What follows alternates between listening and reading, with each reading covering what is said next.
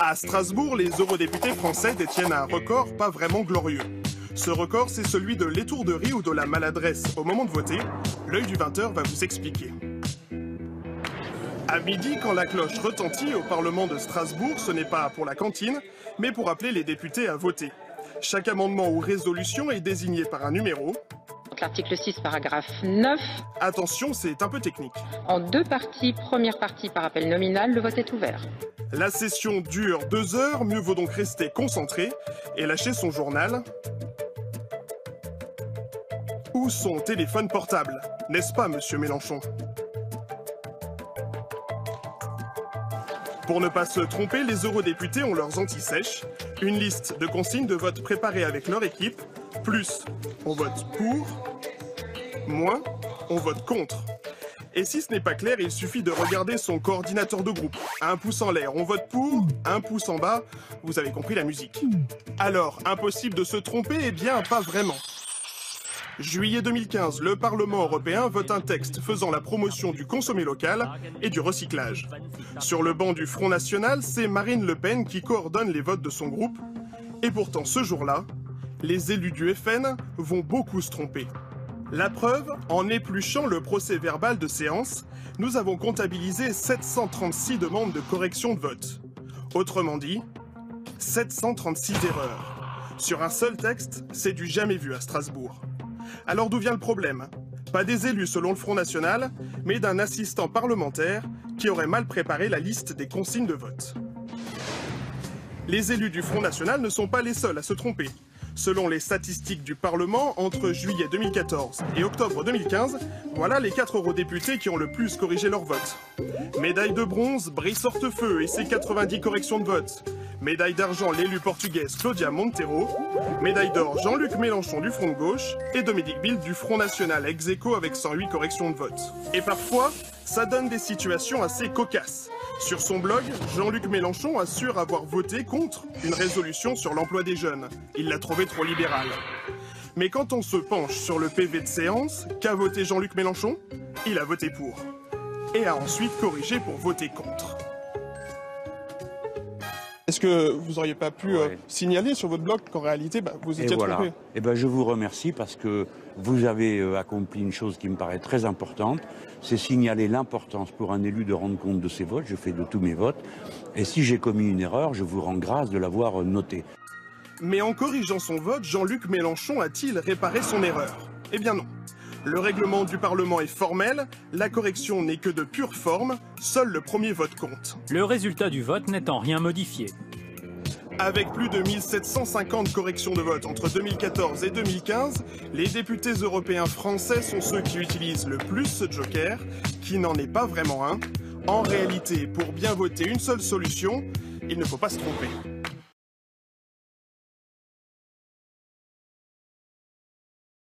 Les farines animales, justement, j'en parlais. C'était le 29 juillet 2010. La Commission européenne a proposé de réautoriser les farines animales. Elle a jugé négligeable le risque lié à l'utilisation de ces farines composées de viande et d'os de mammifères pour nourrir les porcs, les volailles et les poissons. Je ne sais pas si vous savez ce que c'est les farines animales.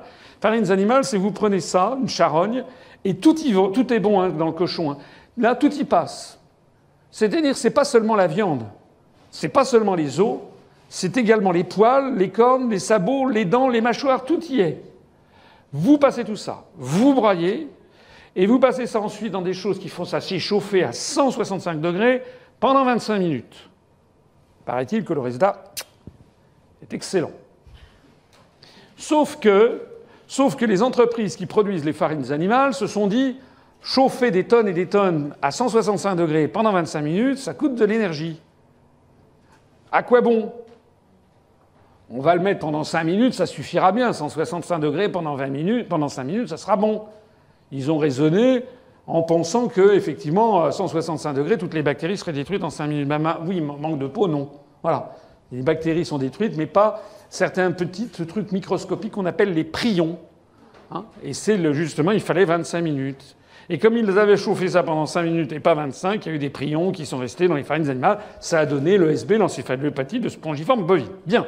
Résultat, les vaches qui avaient la tremblante. Résultat, des Anglaises qui avaient mangé, des Anglais qui avaient mangé de la viande, qui après ont eu la tremblante, etc. Le scandale des années 90. Vous vous rappelez?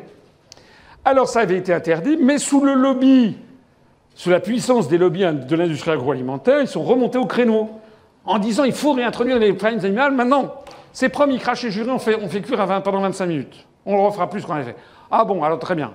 Dans ces conditions, on est d'accord. Tel quel.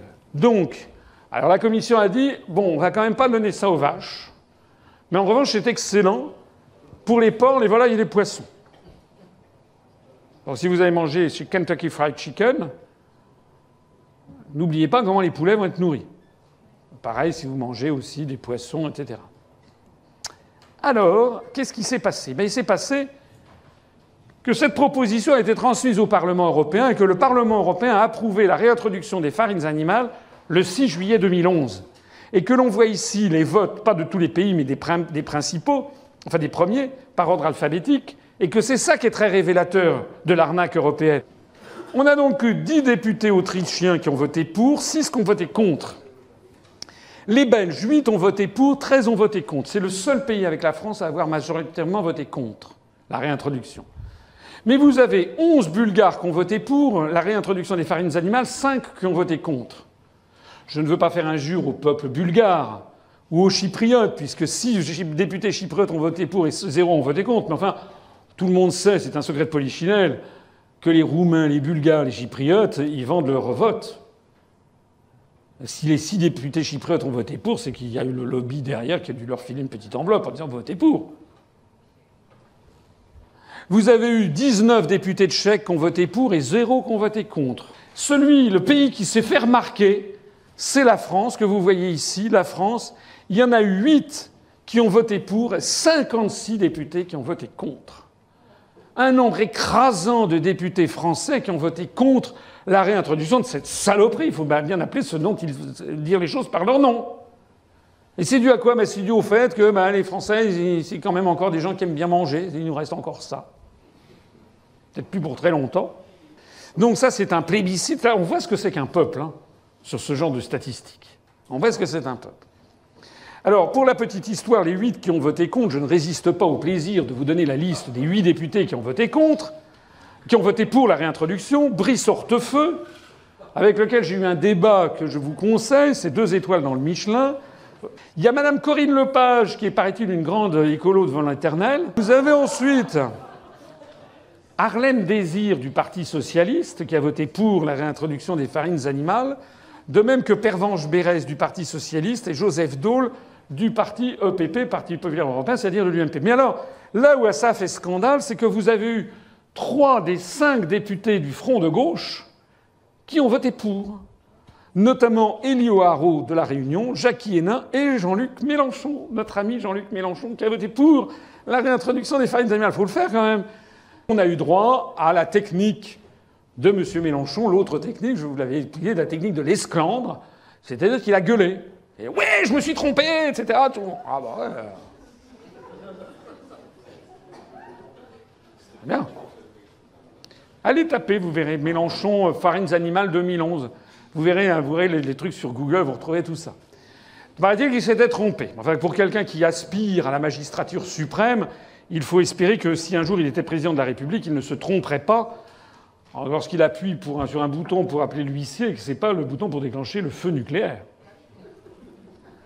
Mais je referme ces petits trucs polémiques pour en revenir au fond du sujet. Il y a 8 députés français qui ont voté pour, 56 qui ont voté contre. Ça veut dire que les députés européens français ont voté majoritairement contre, à la différence des députés autrichiens, bulgares, tchèques, allemands, grecs. La conclusion à en tirer, c'est que si la France n'était pas dans l'Union européenne, jamais nous n'aurions réintroduit les farines animales, parce que les députés français, quand ils rentreraient dans leur circonscription, ils se seraient pris des tomates à travers la figure si les gens dans leur circonscription avaient su qu'ils avaient voté pour la réintroduction des farines animales. C'est pareil pour les OGM. Et c'est pareil pour beaucoup de choses en matière sanitaire, en matière d'agriculture et autres.